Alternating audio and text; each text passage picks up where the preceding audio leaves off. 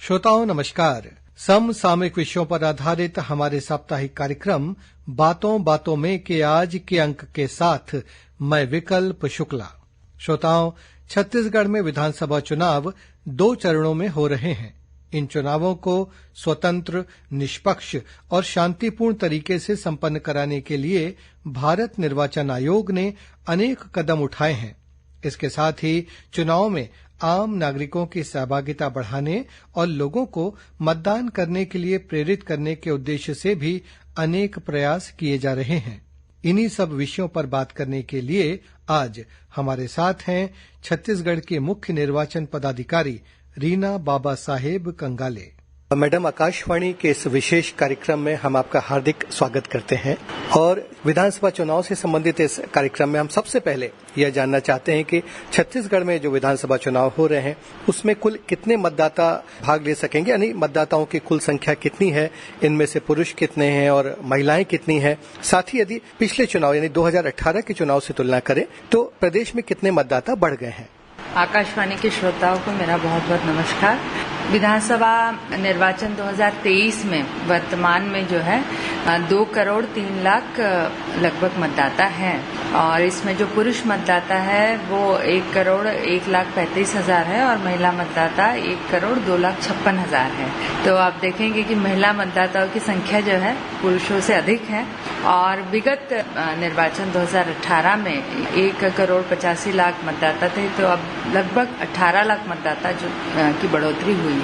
Madam, Chhattisgarh में जो युवा मतदाता हैं और ऐसे युवा मतदाता कितने हैं और हाल ही में जो मतदाता सूची में ऐसे युवा कितने हैं जिन्होंने अपना नाम जुड़वाया है और संभवतः वह पहली बार किसी चुनाव में वोट डालेंगे, तो ऐसे युवा मतदाताओं की संख्या कितनी है? युवा मतदाता जो है राज्य में यानी कि जो 18 साल पूर्ण कर चुके हैं और मैं विशेष रूप से बताना चाहूंगी कि कानून में परिवर्तन की वजह से बहुत संख्या इनकी बढ़ गई है। लगभग 5.5 लाख ऐसे मतदाता आज हमारे पास में है जो कि यदि कानून में परिवर्तन नहीं होता तो वो शायद जो अभी चुनाव होने हैं उसमें वोट नहीं डाल पाते। कानून में संशोधन ये हुआ है कि 1 जनवरी के अलावा ऐसे मतदाता जो इसके बाद भी 1 अप्रैल, 1 जुलाई और 1 अक्टूबर को भी 18 साल के होते हैं तो वो भी इस बार जो है पात्र रहेंगे मतदान करने के लिए। कुल जो है नए मतदाता जिन्होंने कभी आज तक वोट नहीं किया होगा, ये 18 to 19 एज कैटेगरी में 7,29,267 ऐसे मतदाता है। मैडम, छत्तीसगढ़ देश के उन कुछ गिने चुने राज्यों में से है जहां महिला मतदाताओं की संख्या पुरुषों के मुकाबले ज्यादा है। ये अंतर कितना है और हमारे 90 जो कुल विधानसभा क्षेत्र हैं उनमें से कितने विधानसभा क्षेत्र ऐसे हैं जहां महिला मतदाता पुरुषों के मुकाबले ज्यादा हैं? हमारे राज्य का जो इलेक्टोरल रोल का जेंडर रेशियो है वो है 1012, यानी कि 1000 पुरुषों पर 1012 महिलाएं आज की तारीख में मतदाता के रूप में दर्ज है और ऐसी 90 विधानसभाओं में से 57 विधानसभाएं हैं जहां पर कि महिला मतदाताओं की संख्या जो है पुरुषों से अधिक है। जी मैम, एक बात और है, क्योंकि जो भारत निर्वाचन आयोग है वो लगातार ये प्रयास कर रहा है कि मतदान का प्रतिशत अधिक से अधिक हो, तो छत्तीसगढ़ में मतदान का प्रतिशत और बढ़ाने के लिए पिछले चुनाव से और अधिक से अधिक लोगों को मतदान के लिए प्रेरित करने के उद्देश्य से क्या कदम उठाए गए हैं और कितने नए पोलिंग बूथ प्रदेश में स्थापित किए गए हैं ताकि लोगों को मतदान करने में सुविधा हो? जो हमारा स्वीप कार्यक्रम होता है, systematic voter education and electoral participation, इस प्रोग्राम को पूरे राज्य स्तर पर हमने चलाया है और कोशिश ये रही है कि बूथ स्तर पर, पोलिंग बूथ लेवल पर भी जो हमारे बीएलओज है, बूथ लेवल ऑफिसर्स है, उनके माध्यम से घर घर संपर्क अभियान हम चलाए। सबसे पहले तो हमने जो है इस साल 25 मई से लेकर 25 जून तक 1 माह तक डोर टू डोर सर्वे जो है वो करवाया और इसमें हमें ये पता चलता है कि कितने मतदाता जो है अब अपना घर छोड़कर कहीं और चले गए हैं और कितने मतदाताओं का देहांत हो चुका है या कितने मतदाता अब 18 साल के हो गए और नए मतदाताओं की सूची में जुड़ गए हैं। इसके बाद में एक फोकस्ड अप्रोच हमने सभी युवा मतदाताओं के लिए और वरिष्ठ मतदाताओं के लिए जो 80+ है या दिव्यांग मतदाताओं के लिए किया और इन विभिन्न वर्गों के लिए हमने राज्य राज्य सरकार के विभागों के साथ समन्वय करके, जैसे समाज कल्याण विभाग है, दिव्यांग मतदाता जितने राज्य में है उनके लिए इन्होंने स्पेशली सर्वे किया और इसकी संख्या जो है अब पिछले चुनाव से बढ़ गई है। तो ये संपर्क अभियान जो टारगेटेड होता है, फोकस्ड होता है, इसको अगर किसी घटक या वर्ग पर केंद्रित करके हम करते हैं तो इसके बहुत अच्छे परिणाम हमको देखने को मिलते हैं। वैसे ही महिला मतदाताओं को भी जोड़ने के लिए हमने नववधु सम्मान समारोह, इसका आयोजन हर पोलिंग बूथ पर किया था। नववधु सम्मान समारोह से आशय ये है कि कई बार राज्य में हमने देखा है कि जब एक महिला जो है शादी करके दूसरे किसी गांव में चली जाती है तो वहां की मतदाता सूची में उसका नाम नहीं जुड़ पाता है, पुराने अपने मायके में ही उसका नाम रहता है। तो ऐसी युवतियों को जो कि नई दुल्हनें हैं उनको पोलिंग बूथ में लाकर और उनको सम्मानित करके उनकी प्रतिष्ठा जो है गांव में, समाज में हमने बढ़ाई, उनकी पहचान उनको एक दिलाई। और फिर घर पर ऑब्वियसली इसके बारे में फिर चर्चा हुई, लोगों ने पूछा कि किस वजह से सम्मान हुआ है, तो ये बताया गया कि हम नए मतदाता बने हैं, इस वजह से हमारा सम्मान हो रहा है। इसका हमें काफी अच्छा रिस्पांस मिला। इसी फलस्वरूप जो है आज राज्य में जो महिला मतदाता है उनकी पुरुषों से संख्या भी अधिक है।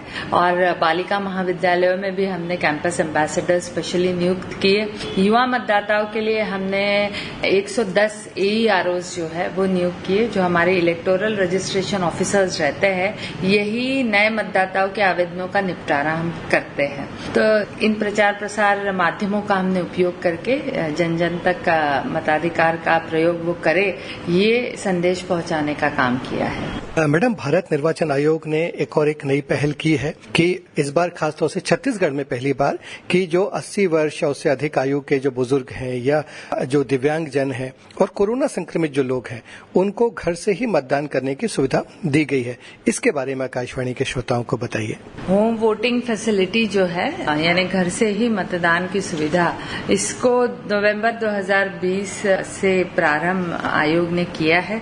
और जो 2020 में आम निर्वाचन हुए थे, खासतौर से मतलब कोविड का भी दौर था और बहुत चैलेंजेस और चुनौतीपूर्ण रहा, तो ऐसे मतदाताओं के लिए जो कि बेड रिडन है या ओल्ड एज है 80+ या दिव्यांग मतदाता है जिनके पास में 40% से अधिक डिसेबिलिटी का बेंचमार्क सर्टिफिकेट मेडिकल बोर्ड का उपलब्ध है, ऐसे सभी मतदाताओं को आयोग ने ये सुविधा दी है कि वो एक विकल्प फॉर्म 12D भरकर दे सकते हैं कि हम मताधिकार का प्रयोग मतदान केंद्र में जाकर नहीं बल्कि अपने घर की सुविधा से करेंगे। तो यदि ऐसा विकल्प वो देते हैं और उनका एप्लीकेशन एक्सेप्ट हो जाता है, ये पाया जाता है कि हाँ वो वही के मतदाता है, रहवासी है और उनको जो डिसेबिलिटी है या तो उम्र है उसका भी सत्यापन हो जाता है, तब फिर जो हमारी पोलिंग पार्टी है वो आपके घर पर चुनाव से 10 से 7 दिन पूर्व जो है एक रूट चार्ट या प्लान बनाएगी जो पोलिंग डेट होगा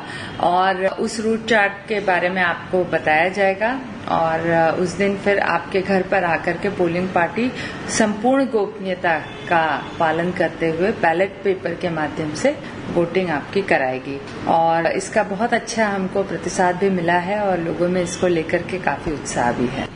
मैडम, लेकिन हमारे कुछ दिव्यांग जन और कुछ बुजुर्ग ऐसे भी हैं जो इस सुविधा के बजाय मतदान केंद्र पहुंचकर अपना वोट डालना चाहते हैं। तो ऐसे जो लोग हैं वो सुगम तरीके से मतदान कर सकें, इसके लिए निर्वाचन आयोग द्वारा क्या उपाय किए गए हैं? इन लोगों को किस तरह की मतदान केंद्र में सुविधा उपलब्ध कराई जाएगी और उन सुविधाओं को जैसे व्हील चेयर है या दूसरी सुविधाएं हैं, घर से लाने ले जाने की सुविधा मतदान केंद्र तक, ऐसी सुविधा यदि कोई दिव्यांग जन या कोई बुजुर्ग व्यक्ति पाना चाहता है तो उसको किस तरह से आवेदन करना होगा? इसके लिए क्या कोई ऐप विकसित किया गया है आयोग की ओर से? दिव्यांग मतदाता है और हमारे बुजुर्ग मतदाता है, इनके लिए खास तौर पे वोटिंग या मताधिकार का प्रयोग करना एक सुगम रहे, सरल रहे और किसी भी तरह की बाधा वो महसूस न करे या किसी भी तरह का संकोच मन में न रखे। सबसे पहले तो जो हमारे मतदाता मित्र है, ये हम लोगों ने एम्पैनल किए हैं। ये मतदाता मित्र हमारे NSS के, NCC के, स्काउट गाइड के बच्चे होंगे और मतदाता मित्र जो उनके पोलिंग बूथ के अंदर दर्ज दिव्यांग हैं और बुजुर्ग नागरिक है, उनको संपर्क करेंगे, कॉल करेंगे और उनका एक तो परिवहन की व्यवस्था के लिए बताएंगे कि किस तरह की परिवहन व्यवस्था, घर पहुंच सुविधा दी गई है। तो घर से आपके पोलिंग बूथ तक और पोलिंग बूथ से वापस आपको घर तक के लिए बिल्कुल फ्री परिवहन व्यवस्था रहेगी उस दिन। जब आप बूथ पर पहुंचेंगे तब भी क्यू लेस फैसिलिटी, यानी आपके लिए किसी भी प्रकार की प्रतीक्षा या किसी भी प्रकार का आपको क्यू में खड़ा नहीं रहना, लाइन में उन्हें नहीं लगना होगा, लाइन में नहीं लगना होगा।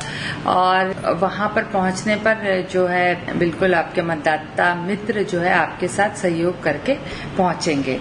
इसके अलावा हमारे जितने दिव्यांग साथी है, अस्थिबाधित है, उनके लिए व्हील चेयर की व्यवस्था रहेगी, बुजुर्ग नागरिकों के लिए व्हील चेयर की व्यवस्था रहेगी। हमारे सारे पोलिंग स्टेशंस ग्राउंड फ्लोर पर लोकेटेड है और सभी ग्राउंड फ्लोर पर लोकेटेड पोलिंग स्टेशंस में रैंप की व्यवस्था की गई है। सो व्हील चेयर से आप बिल्कुल फास्ट अंदर बिना लाइन के पहुंच सकते हैं। और उसके बाद में यदि आप कोई सहायक चाहते हैं, मतदाता मित्र तो रहेगा, लेकिन कई बार होता है जब वोटिंग करनी है, वोटिंग बूथ के अंदर करना है, तो पूरी गोपनीयता मेंटेन करते हुए हमारे जो दृष्टिबाधित ऐसे दिव्यांगजन होंगे उनके लिए जो है फॉर्म 49 में वो एक डिक्लेरेशन दे सकते हैं, फॉर्म 49D में, और ये बता सकते हैं कि मेरा भाई या मेरी माता या कोई भी सहायक जो घर का है वो जो है मुझे ईवीएम मशीन पे बैलेट प्रेस करने के लिए जो है हेल्प कर सकते हैं। तो ये सुविधा दी गई। इसके अलावा भी जो हमारे दृष्टिबाधित मतदाता है उनको जो बैलेट पेपर है वो ब्रेल लिपि में भी एक प्रिंटेड रहेगा, तो उसी की कॉपी ईवीएम में लगाई जाती है, तो जिससे कि उनके लिए सरल ये बन सकता है। एक ऐप डेवलप किया है ईसीआई का, सक्षम ऐप के नाम से जाना जाता है।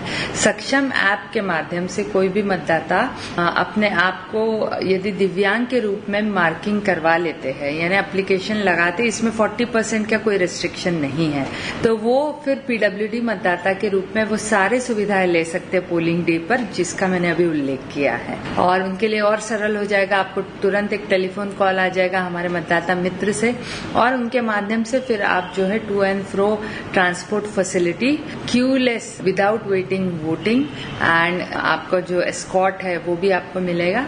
इस तरीके की सुविधाएं आपके लिए उपलब्ध रहेंगी। मैडम, कई बार ये भी देखने में आता है कि जो मतदाता हैं वो मतदान तो करना चाहते हैं, उनमें उत्साह भी रहता है, लेकिन उन्हें जानकारी नहीं होती कि उनका मतदान केंद्र किस क्षेत्र में स्थित है या उनका नंबर कौन सा है और मतदाता सूची में वो कहाँ पर उनका है पंजीयन। तो ऐसी जो जानकारी है वो मतदाता कहाँ से प्राप्त कर सकते हैं ताकि वो आसानी से अपने मतदान केंद्र को उसकी सूचना वो प्राप्त कर लें और आराम से जाके वो मतदान कर सकें। अभी टेक्नोलॉजी का जमाना है और आजकल स्मार्टफोन सभी के पास उपलब्ध रहता है, तो एक VHA ऐप है, वोटर हेल्पलाइन ऐप। इस ऐप को जो है मोबाइल पे यदि आपके पास में स्मार्टफोन है तो आप इसे डाउनलोड कर सकते हैं, यदि नहीं है तो voters.eci.gov.in में आप जाएं और डेस्कटॉप से भी आप फैसिलिटी एक्सेस कर सकते हैं। और वोटर हेल्पलाइन ऐप में यदि आप अपना एपिक नंबर जानते हैं तो एपिक नंबर डालकर भी आप मतदाता सूची में किस मतदान केंद्र में कहां पर आपका नंबर दर्ज है वो इजीली सर्च कर सकते हैं। यदि आपके पास में पुराना एपिक कार्ड है, नया एपिक कार्ड नहीं है, तो भी आप केवल अपने डिटेल्स डाल करके नाम और सही उम्र ये डालकर भी अपना सर्च कर सकते हैं कि इसी ऐप के माध्यम से, वोटर हेल्पलाइन ऐप के माध्यम से। और जो हमारे नए एपिक कार्ड इश्यू किए वो तो इतने मतलब सरल और इजी है कि आपके VHA ऐप में एक barcode scanner, QR code scanner दिया हुआ है, तो यदि वो QR कोड स्कैनर अपने स्मार्टफोन से आप जस्ट आपके एपिक कार्ड के ऊपर स्कैन कर देते हैं तो वो तुरंत आपका पॉपअप इन्फॉर्मेशन दे देगा, पोलिंग स्टेशन का नाम, लोकेशन सब बता देता है। मैडम, छत्तीसगढ़ में विधानसभा चुनाव के दौरान महिला सशक्तिकरण को बढ़ावा देने और चुनाव में महिलाओं की सहभागिता सुनिश्चित करने के लिए प्रदेश में संगवारी मतदान केंद्र भी बनाए जा रहे हैं, इसके बारे में हमारे श्रोताओं को बताइए। इस बार राज्य में हमने सभी विधानसभाओं में 10-10 संगवारी मतदान केंद्र या पिंक बूथ जिसको हम कहेंगे उसको बनाया है। इनकी विशेषता ये रहेगी कि इसमें सभी महिला कर्मचारी रहेंगे। हमारे जितने भी मतदान कर्मी हैं वो प्रिसाइडिंग ऑफिसर से लेकर के हमारे P1, P2, P3 सारे जो है चतुर्थ श्रेणी कर्मचारी भी वहां पर लगते हैं, वो भी सब महिलाएं होंगे। सुरक्षा कर्मियों की भी हमने कोशिश की है कई संगवारी मतदान केंद्रों में कि वो भी महिलाएं रहे, ताकि महिलाओं को किसी भी तरह का भय, डर और संकोच महसूस न हो। और विशेष तौर पे कुछ हमारे यहाँ पर इस तरीके के असेंबली कॉन्स्टिट्यूएंसी भी है जहाँ पर पूर्ण रूप से महिलाएं ही पिंक बूथ चलाएंगी। इसमें रायपुर नॉर्थ मुख्य रूप से है। स्वतंत्र और निष्पक्ष चुनाव और शांतिपूर्ण चुनाव सुनिश्चित करने के लिए जो छत्तीसगढ़ में जो संवेदनशील और अति संवेदनशील क्षेत्र हैं, वहां सुरक्षा की किस तरह से व्यवस्था की जा रही है ताकि लोग निडर होकर मतदान कर सकें? और साथ ही क्या मतदान केंद्र में वीडियोग्राफी या वेबकास्टिंग की भी सुविधा रहेगी? बिल्कुल, जो आयोग के अभी नवीनतम निर्देश है, पहले बार छत्तीसगढ़ राज्य के 50% बूथों में पूर्ण रूप से लाइव टेलीकास्टिंग होगी। और ये बहुत बड़ा चैलेंज हमारे लिए रहेगा क्योंकि दुर्गम क्षेत्र है, काफी सारे क्षेत्रों में जो है वो नेटवर्क नहीं है, कनेक्टिविटी नहीं है। फिर भी हमने इस चैलेंज को एक्सेप्ट किया, इस चुनौती को एक्सेप्ट किया है और मतदान के दिवस जो हमारा पोलिंग पीरियड है उसमें पूरी लाइव टेलीकास्टिंग होगी। इसके अलावा जहां लाइव टेलीकास्टिंग नहीं हो सकती वहां मतदान की वीडियोग्राफी होगी। और इस एडिशनली जो हमारे संवेदनशील मतदान केंद्र है वहां पर हमने माइक्रो ऑब्जर्वर्स की भी नियुक्ति की है और उनके साथ साथ हम लोगों ने जो सुरक्षा बल तैनाती है उसको दोगुना कर दिया। तो केंद्रीय सुरक्षा बलों का काफी बड़ा तगड़ा हमारे पास में डिप्लॉयमेंट पहुंचा है बस्तर में और काफी पहले से आ गया था इस बार। और उम्मीद करते हैं कि केंद्रीय सुरक्षा बलों की उपस्थिति में एक निष्पक्ष और निडर रूप से एक मतदाता अपने मताधिकार का प्रयोग कर पाएगा। श्रोताओं, मुख्य निर्वाचन पदाधिकारी रीना बाबा साहेब कंगाले के साथ हमारी यह बातचीत अगले हफ्ते भी जारी रहेगी। आज हम आपसे विदा लेते हैं। नमस्कार।